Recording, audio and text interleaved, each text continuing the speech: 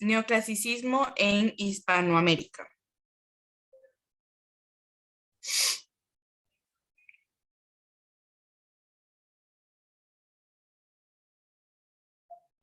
El neoclasicismo fue un movimiento artístico y literario que se caracteriza por recuperar las normas y los gustos de la antigüedad clásica griega y latina, consideradas reflejo de racionalidad, sobriedad y claridad.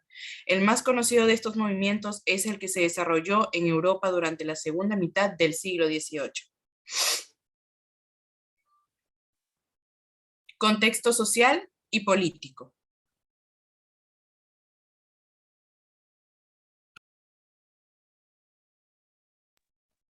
El neoclasicismo, o su estilo neoclásico, fue un movimiento cultural, artístico y literario, desarrollado desde mediados del siglo XVIII hasta las primeras décadas del siglo XIX, en que después fue sustituido por el romanticismo.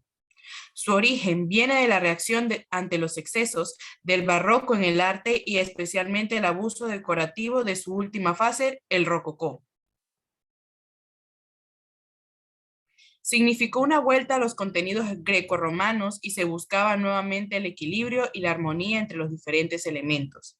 En Hispanoamérica tuvo una gran influencia en la cultura y la política. Creó gran interés por la libertad y la suerte de sus pueblos, las ideas liberales de la lucha contra la tiranía y la intolerancia. Varias de las manifestaciones reconocidas son la poesía neoclásica y la poesía gauchesca, que se originó más tarde. Marcha Patriótica, luego llamada Himno versión completa, es el título del poema de Vicente López y Planes, cuyo texto musicalizado por el maestro catalán Blas Parera fue adoptado como himno nacional argentino por la Soberana Asamblea del año 18. El género de la obra es lírico, su contenido se vincula a la poesía cívica y patriótica.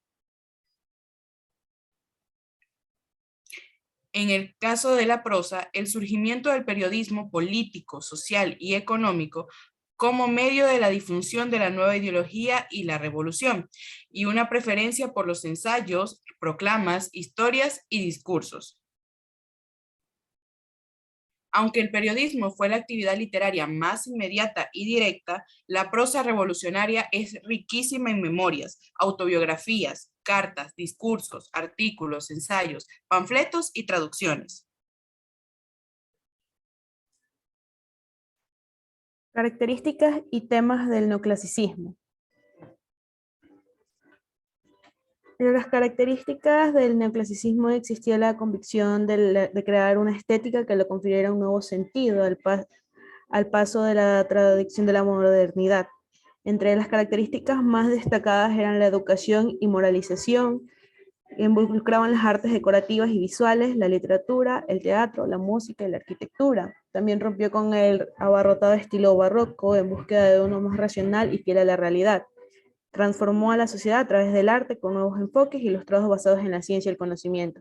El propósito y fin del neoclasicismo era la educación y la moralización de la sociedad, con una construcción de un proyecto moderno. Los artistas creían firmemente en ayudar a difundir valores necesarios para construir una nueva moral racional, culta y progresista que superara la ignorancia, lo que ellos consideraban el mal de todo, el mal e intolerancia.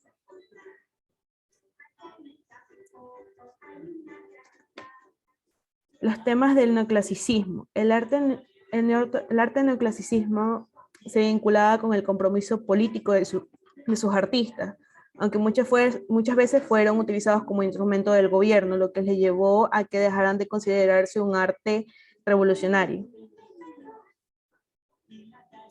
El neoclasicismo abarca especialmente temas como la historia grecolatina en un modelo moral, la historia del republicanismo, la Revolución Francesa, la mitología romana que alegraba la virtud. Representaciones del neoclasicismo hispanoamericano. El máximo representante de la época es el ecuatoriano José Joaquín de Olmedo, 1780-1847. Fue abogado, político, prócer y poeta guayaquileño. Durante su vida dedicó parte de su tiempo a la creación de novelas, cantos, obras, poemas, entre otros tipos de expresiones literarias. Una de sus obras más famosas, mediante la cual lo que es un Bolívar, fue la Victoria de Junín. Por otro lado, tenemos a José María Heredia, 1803-1839, cubano humanista, considerado como el primer poeta romántico de América, quien también fue nombrado poeta nacional en su país. Entre sus obras más destacadas encontramos sus dos célebres odas en la Teocalli de Cholula y Niágara. Rafael, 1700, fue un sacerdote jesuita malteco. Su obra más destacada fue el Rusticatio. Andrés Bello, 1781-1863, quien fue un filósofo, poeta, traductor, filólogo, ensayista, educador, político y jurista venezolano. Es considerado como las más importantes de América, quien contribuyó en innumerables campos del conocimiento. Entre sus principales obras se encuentran la gramática del idioma castellano y sus principios del derecho de gentes.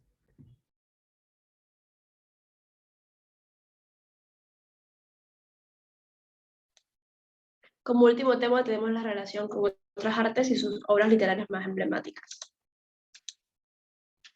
El arte neoclásico surgió en Francia durante un periodo de grandes revoluciones y coincidió precisamente con el inicio de la edad contemporánea. Una de las artes en las que se ve representada el neoclasismo es en la pintura, que ésta reflejó un orden social y político basado en la razón y la moral por sobre las emociones, como se solía manifestar en el arte barroco. Uno de los principales representantes de la pintura fue Antoine Raphael Mengs, Francisco Gallego, Jacques Louis David y Johann Heinrich Füssli. Por otro lado, tenemos la escultura, que se caracterizaba por el uso de mármol blanco sin pintar o sin policromar, y también nos encontramos con la arquitectura, que se caracterizaba por ser imponente en cuanto al tamaño de las construcciones, pero con terminaciones menos ornamentales.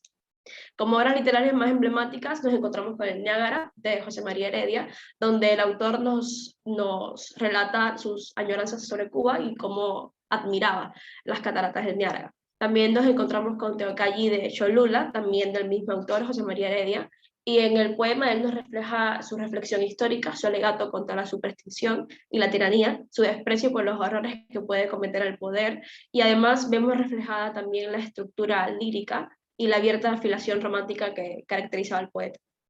Por otro lado, nos encontramos con La Victoria de Junín, que es una obra escrita por José Joaquín de Olmedo, donde él nos describe las acciones militares y expresa la voluntad de consolidar la libertad en el continente. Esta obra también es llamada El Canto a Bolívar y, como bien lo dice su nombre, está basada en Simón Bolívar. Acá nos encontramos con las fuentes bibliográficas de donde sacamos toda la información para nuestra presentación. Y sin más que decir, queríamos agradecerles por la atención prestada, pedirles que si tienen alguna duda o si no les quedó algo claro sobre el tema o quieren conocer un poco más, nos dejen sus preguntas en los comentarios y con mucho gusto les vamos a estar respondiendo. Muchas gracias.